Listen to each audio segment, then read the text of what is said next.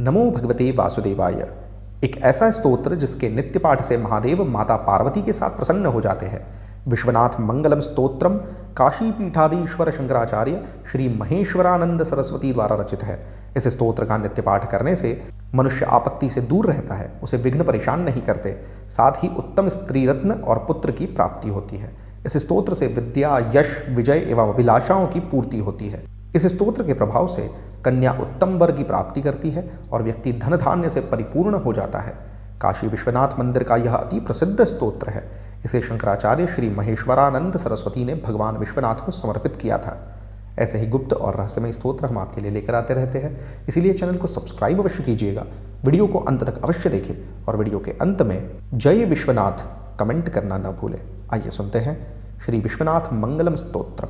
अतः श्री विश्वनाथ मंगलम गंगाधरं शशिकिशोरधरं त्रिलोकी रक्षाधरं निटिलचंद्रधरं त्रिधारं भस्मावधूलनधरं गिरिराजकन्या दिव्यावलोकनधरं वरदं प्रपद्ये।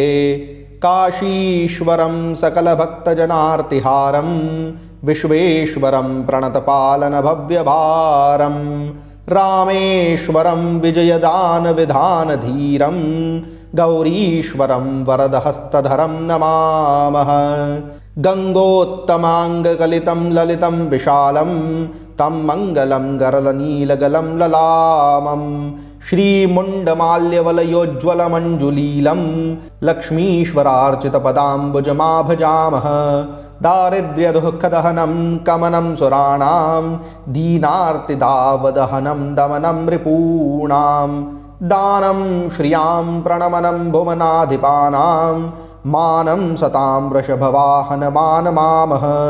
श्रीकृष्णचन्द्रशरणं रमणं भवान्याः शश्वत्प्रपन्नभरणं दरणं दरायाः संसारभारहरणं करुणं वरेण्यं संतापतापकरणं करवैशरण्यं चण्डीपिचण्डिलवितुण्डधृताभिषेकं श्रीकार्तिकेयकलनृत्यकलावलोकं नन्दीश्वरास्य वरवाद्यमहोत्सवाढ्यं सोल्लासहासगिरिजं गिरिशं तमीडे। श्रीमोहिनी निबिडरागभरोपगूढं योगेश्वरेश्वरदाम्बुजवासरासं सम्मोहनं गिरिसुताञ्चितचन्द्रचूडं श्रीविश्वनाथमधिनाथमुपैमि नित्यम्। आपाद्विनश्यति समृद्ध्यति सर्वसम्पद् विद्यः प्रयान्ति विलयं शुभमभ्युदेति। योग्याङ्गनाप्तिरतुलोत्तमपुत्रलाभो विश्वेश्वरस्तवमिमं पठतो जनस्य वन्दी विमुक्तिमधिगच्छति तूर्णमेति। स्वास्थ्यं रुजार्दित उपैति गृहं प्रवासी विद्या यशो विजय इष्टसमस्तलाभः सम्पद्यतेऽस्य पठनात्स्तवनस्य सर्वं। कन्यावरं सुलभते पठनादमुष्य स्तोत्रस्य धान्यधनवृद्धिसुखं समिच्छन्। किं च प्रसीदति विभुः परमो दयालुः श्रीविश्वनाथ इह संभजतोऽस्य साम्बः।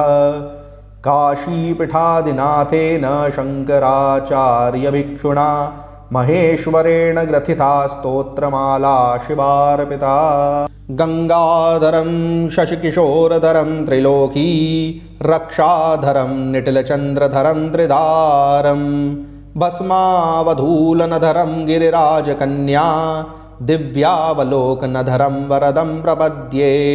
काशीश्वरं सकलभक्तजनार्तिहारं विश्वेश्वरं प्रणतपालनभव्यभारं रामेश्वरं विजयदानविधानधीरं गौरीश्वरं वरदहस्तधरं नमामः। गंगोत्तमांगकलितं ललितं विशालं तं मंगलं गरलनीलगलं ललामं श्रीमुण्डमाल्यवलयोज्ज्वलमञ्जुलीलं लक्ष्मीश्वरार्चितपदाम्बुजमा भजामः। दारिद्र्यदुःखदहनं कमनं सुराणां दीनार्तिदावदहनं दमनं रिपूणां दानं श्रियां प्रणमनं भुवनाधिपानां मानं सतां वृषभवाहनमानमामः। श्रीकृष्णचन्द्रशरणं रमणं भवान्याः शश्वत्प्रपन्नभरणं दरणं दरायाः संसारभारहरणं करुणं वरेण्यं संतापतापकरणं करवैशरण्यं चण्डीपिचण्डिलवितुण्डधृताभिषेकं श्रीकार्तिकेयकलनृत्यकलावलोकम् नन्दीश्वरास्य वरवाद्यमहोत्सवाढ्यं सोल्लासहासगिरिजं गिरिशं तमीडे श्रीमोहिनी निबिडरागभरोपगूढं योगेश्वरेश्वरदाम्बुजवासरासं सम्मोहनं गिरिसुताञ्चितचन्द्रचूडं श्रीविश्वनाथमधिनाथमुपैमि नित्यम् आपाद्विनश्यति समृद्ध्यति सर्वसम्पद् विद्यः प्रयान्ति विलयं शुभमभ्युदेति योग्याङ्गनाप्तिरतुलोत्तमपुत्रलाभो विश्वेश्वरस्तवमिमं पठतो जनस्य वन्दी विमुक्तिमधिगच्छति तूर्णमेति स्वास्थ्यं रुजार्दित उपैति गृहं प्रवासी विद्या यशो विजय इष्टसमस्तलाभः सम्पद्यतेऽस्य पठनात्स्तवनस्य सर्वं कन्यावरं सुलभते पठनादमुष्य स्तोत्रस्य धान्यधनवृद्धिसुखं समीक्षन् किं च प्रसीदति विभुः परमो दयालुः श्रीविश्वनाथ इह सम्भजतोऽस्य साम्बः काशीपीठादिनाथेन शङ्कराचार्यभिक्षुणा महेश्वरेण ग्रथिता स्तोत्रमाला शिवार्पिता गंगाधरं शशिकिशोरधरं त्रिलोकी रक्षाधरं निटिलचन्द्रधरं त्रिधारं भस्मावधूलनधरं गिरिराजकन्या दिव्यावलोकनधरं वरदं प्रपद्ये काशीश्वरं सकलभक्तजनार्तिहारं विश्वेश्वरं प्रणतपालनभव्यभारं रामेश्वरं विजयदानविधानधीरं गौरीश्वरं वरदहस्तधरं नमामः गंगोत्तमाङ्गकलितं ललितं विशालं तं मङ्गलं गरलनीलगलं ललामं श्रीमुण्डमाल्यवलयोज्ज्वलमञ्जुलीलं लक्ष्मीश्वरार्चितपदाम्बुजमा भजामः दारिद्र्यदुःखदहनं कमनं सुराणां दीनार्तिदावदहनं दमनं रिपूणां दानं श्रियां प्रणमनं भुवनाधिपानां मानं सतां वृषभवाहनमानमामः श्रीकृष्णचन्द्रशरणं रमणं भवान्याः शश्वत्प्रपन्नभरणं दरणं दरायाः संसारभारहरणं करुणं वरेण्यं